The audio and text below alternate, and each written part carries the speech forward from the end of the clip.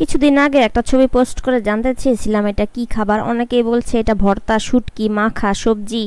তো আমার ছোট ভাই নাইম বলছে এটা কি জানি মাখা, একটা সুন্দর মাখা। তো এটা হচ্ছে বিফ চিলি বা বিফ সিজলিং, আপনারা যেটাই বলেন। প্রথমে গোস্তগুলি, গরুর গোস্তগুলি লম্বা লম্বা করে চিকন চিকন করে কেটে নিতে হবে। তারপর এটার মধ্যে আদা, রসুন আর মরিচের গুঁড়া, লবণ, সয়া সস দিয়ে ম্যারিনেট করে রাখতে হবে। আর এই গরুর গোস্তটা নিতে হবে হচ্ছে হাড় ছাড়া, চর্বি ছাড়া, একবারে সলিড অংশ। আপনারা চাইলে মুরগি দিয়েও এটা করতে পারেন, মুরগি দিয়েও খারাপ লাগবে না আমার মতে। আমরা যেহেতু বিফ পছন্দ করি, তো এটা আমরা বিফ সিজলিং বা বিফ চিলি যেটাই বলেন সেটাই আমরা এভাবেই রান্না করে খাই প্রায় সময়। আর আমি যখন ফুড বিজনেস করতাম এটা খুব সেল হতো।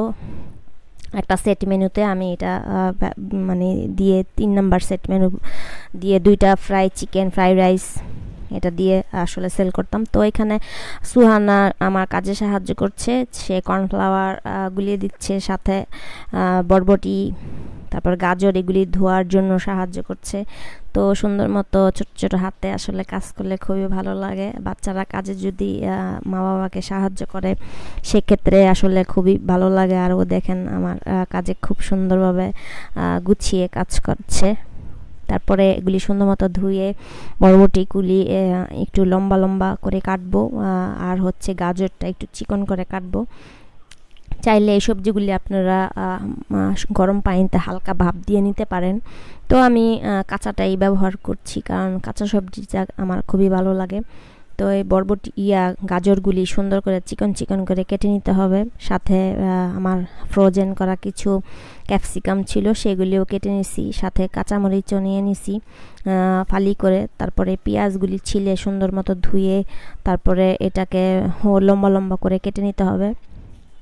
তো এই যে পেঁয়াজগুলি এই যেভাবে লম্বা করে কাটবেন, মোটা মোটা করে, বেশি চিকন করার কোনো দরকার নেই। আপনারা চাইলে 4 ভাগ করেও দিতে পারেন, যার যেমন পছন্দ আর কি। তারপরে কড়াইয়ে দিতে হবে তেল, তেলের পরিমাণটাও মোটামুটি কমই। আর তারপরে দিতে হবে ম্যারিনেট করা গোস্তগুলি তেলের মধ্যে দিলে দেখবেন যে কতক্ষণ পরেই গোস্ত থেকে পানি উঠে আসছে। তারপরে পানি সহ এভাবে সুন্দর মতো ঢেকে দিবেন। ঢেকে দেওয়ার পরে পানিটা যখন হালকা শুকিয়ে আসবে, তারপরে এটাকে নাড়াচাড়া করে এটার মধ্যে দিয়ে দিব হচ্ছে কাঁচা সবজিগুলো। এই যে ঢেকে দিব, পানি ওঠার অনেক উঠছে পানি, তো এই পানি দিয়েই গোস্তটা সিদ্ধ হয়ে যাবে। রান্নাটা তেমন একটা কষ্টের না। এই যে এখানে দিয়ে দিব কাঁচা গাজর আর বরবটি।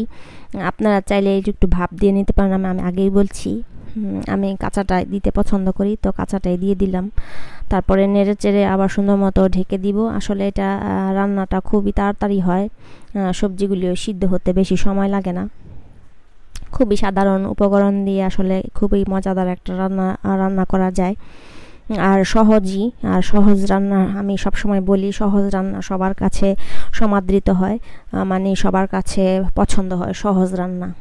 তো এখানে পেঁয়াজ দিয়ে দিলাম, পেঁয়াজগুলিও সুন্দরভাবে নেড়ে চেড়ে আবার ঢেকে দিব। ঢেকে দেওয়ার পরে এটা যখন হয়ে যাবে, পেঁয়াজগুলি হাফ সিদ্ধ হয়ে যাবে, তখন এটাতে দিয়ে দেবো গোলমরিচ আর হচ্ছে টেস্টিং সল্ট দিলে আসলে খাবারে কোনো ক্ষতি হয় না, আমাদের স্বাস্থ্যের জন্য কোনো ক্ষতি হয় না। এখানে দিয়ে দিব ফ্রোজেন ক্যাপসিকাম আর কাঁচামরিচ। তারপর দিয়ে দিব টমেটোর সস, দিয়ে নাড়াচাড়া করব। আর সবার শেষে দিয়ে দিব হচ্ছে কর্নফ্লাওয়ার। এই যে কর্নফ্লাওয়ার দিলে দেখবেন সুন্দর একটা টেক্সচার আসছে, একটু আঠালো ভাব। তারপরে একটা কালারটাও মানে সুন্দর চকচক করছে, ক্যামেরাতে তো বুঝতেই পারতেছেন। তবে খুবই সহজ রান্না। আপনারা চাইলে এটা রুটি, পরোটা, সাদা পোলাও, ফ্রাইড রাইস দিয়ে খেতে পারেন, খুবই মজা লাগে আসলে। আমরা প্রায় এটা করে থাকি আর আমাদের সবারই খুবই পছন্দ।